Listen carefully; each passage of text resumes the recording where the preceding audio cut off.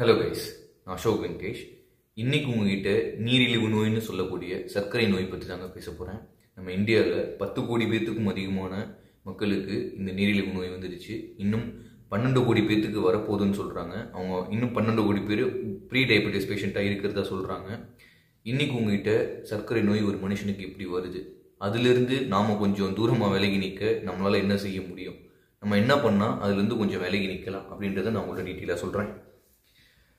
First, இந்த சர்க்கரை நோய் நம்ம சாப்பிட்ற சாப்பாடு உணவுக்குழல் வழியாக இரைப்பைக்கு போய் அங்கே செரிமான வேலை நடக்குங்க. இரைப்பையில் எப்படி செரிமான வேலை நடக்குதுன்னா, இரைப்பையில் ஹைட்ரோக்ளோரிக் ஆசிட் அப்படின்னு சொல்லக்கூடிய ஒரு ஆசிட் ஒன்று சுரக்கும். இந்த ஆசிட் நம்ம சாப்பாடு செரிக்கிற வேலையை பார்க்கும்.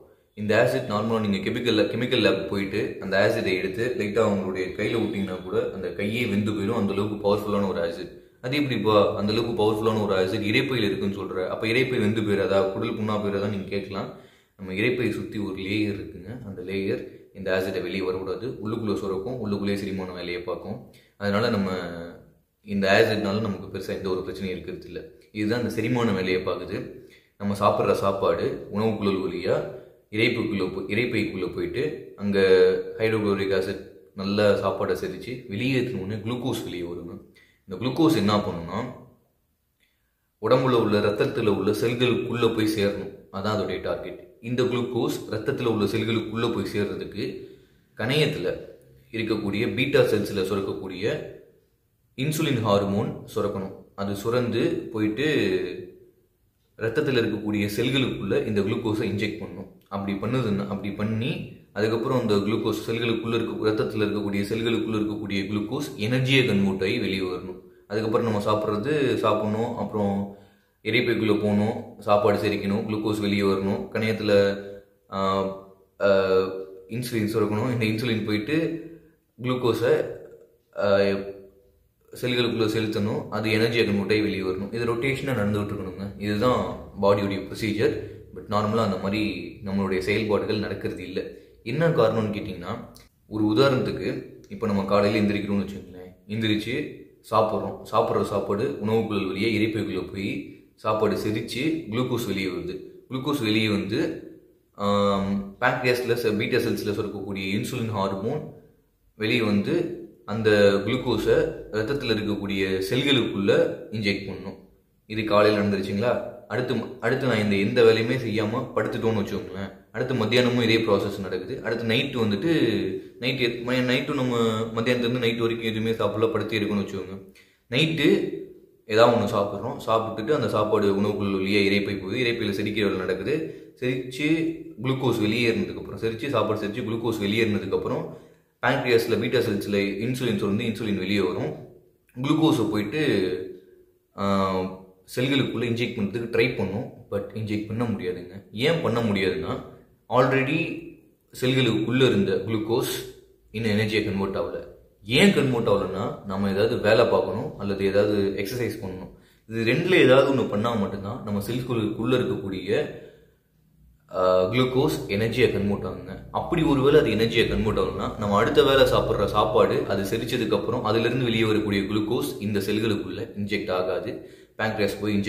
பேங்க்ரியாஸில் சொல்லக்கூடிய இன்சுலின் போய் இன்ஜெக்ட் பண்ண முடியாது. இது என்ன ஆகும்னா, இன்சுலின் ரெசிஸ்டன்ஸ் ஆகும், இன்சுலின் எதிர்ப்பாகும்.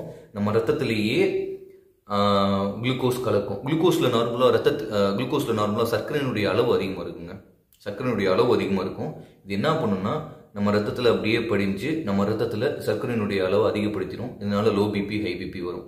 ஸோ இப்படியும் சர்க்கரை நோய் ஒரு சில பேர்த்துக்கு ரெகுலராக சாப்பிட்டு தூங்கி எக்ஸசைஸ் பண்ணாமல் வேலை செய்யாமல் இருந்தாங்கன்னா அவங்களுக்கு சர்க்கரை நோய் வரும்னு சொல்கிறாங்க.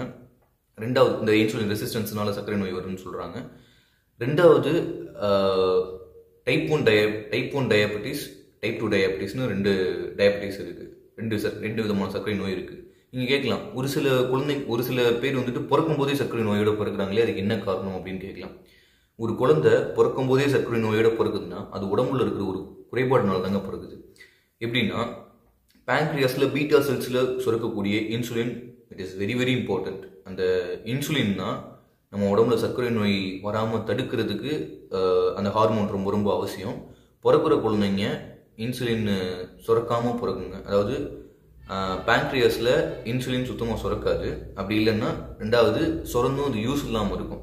இப்போ டைப் 1 டயபெட்டிஸ் பேஷண்ட் அப்படின்னா, ஃபார் எக்ஸாம்பிள் இப்போ ஒரு குழந்தை பிறந்துருச்சுன்னு வச்சுக்கோங்களேன், அது டைப் 1 டயபெட்டிஸ் பேஷண்ட்டாக இருக்குது அப்படின்னா அதோடைய கணையத்தில் இன்சுலினே சுரக்காதுங்க.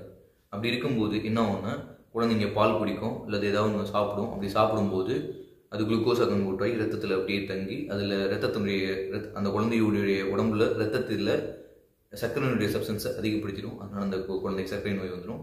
டைப் 2 டயபெட்டிஸ் அப்படின்னா கணையத்தில் இன்சுலின் சுரக்கும். அது வந்து ஒரு யூஸ்லெஸ்ஸாக இருக்கும். அது ஒரு பயனற்ற முறையில் அந்த இன்சுலின் இருக்கும். இப்படி ஒரு சில பேர்த்துக்கு, நிறைய பேர்த்துக்கு இந்த மாதிரியான டைப் 2 டயபெட்டிஸ் இருக்குது. இப்படி இன்சுலின் சுரந்து அது யூஸ்லெஸ்ஸாக இருந்ததுன்னா அதுக்கு பேர் டைப் 2 டயபெட்டிஸ். இன்சுலினே சுரக்கலை அப்படின்னா அது டைப் 1 டயபெட்டிஸ். இந்த மாதிரியான டயபெட்டிஸ் வந்து நாட்டில் நிறைய பேர் இன்னைக்கு கஷ்டப்பட்டு இருக்காங்க.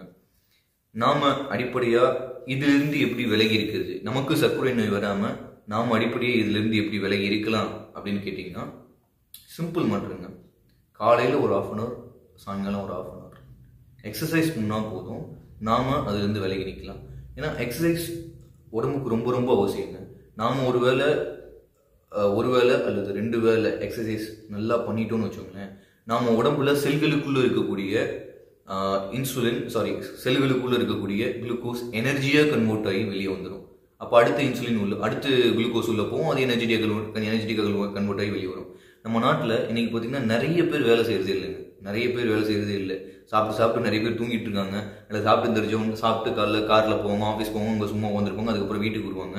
உடம்புக்கு வந்துட்டு ஒரு உழைப்பு கொடுக்காம இருக்கிறதும் அல்லது சரிவர ஒரு எக்ஸசைஸ், ஒரு உடற்பயிற்சி செய்யாமல் இருக்கிறதும் நம்ம உடம்புக்கு சர்க்கரை நோய் வர்றதுக்கு ஒரு முக்கியமான காரணமாக இருக்குது. நமக்கு எந்த எக்ஸசைஸ் வருமோ அதை அடிப்படையாக ஒரு நாளைக்கு காலையில் ஒரு 1/2 hour, சாயங்காலம் ஒரு 1/2 hour பண்ணோம்னாலே போதும், இந்த சர்க்கரை நோயிலேருந்து விடுபட்டு வரலாங்க. வயசானவங்க வாக்கிங் போகலாம். நம்மள மாதிரி சின்ன பசங்க சின்ன எக்ஸசைஸ், புல்-அப்ஸ், புஷ்-அப்ஸ், ஒரு 1 கிலோமீட்டர் ஓடுறது, இந்த மாதிரி சின்ன எக்ஸசைஸ் பண்ணாலே போதுங்க, இந்த சர்க்கரை நோயிலேருந்து நம்ம விலகி இருந்துடலாம். இந்த வீடியோ உங்களுக்கு யூஸ்ஃபுல்லாக இருந்துச்சுன்னா உங்களுடைய ஃப்ரெண்ட்ஸுக்கு ஷேர் பண்ணுங்கள். இந்த வீடியோ உங்களுக்கு பிடிச்சிருந்துச்சுன்னா லைக் பண்ணுங்கள். அண்ட் நம்மளுடைய சேனலுக்கு சப்ஸ்கிரைப் பண்ணுங்கள். தேங்க்யூ ஃபார் வாட்சிங் this video. Have a great life.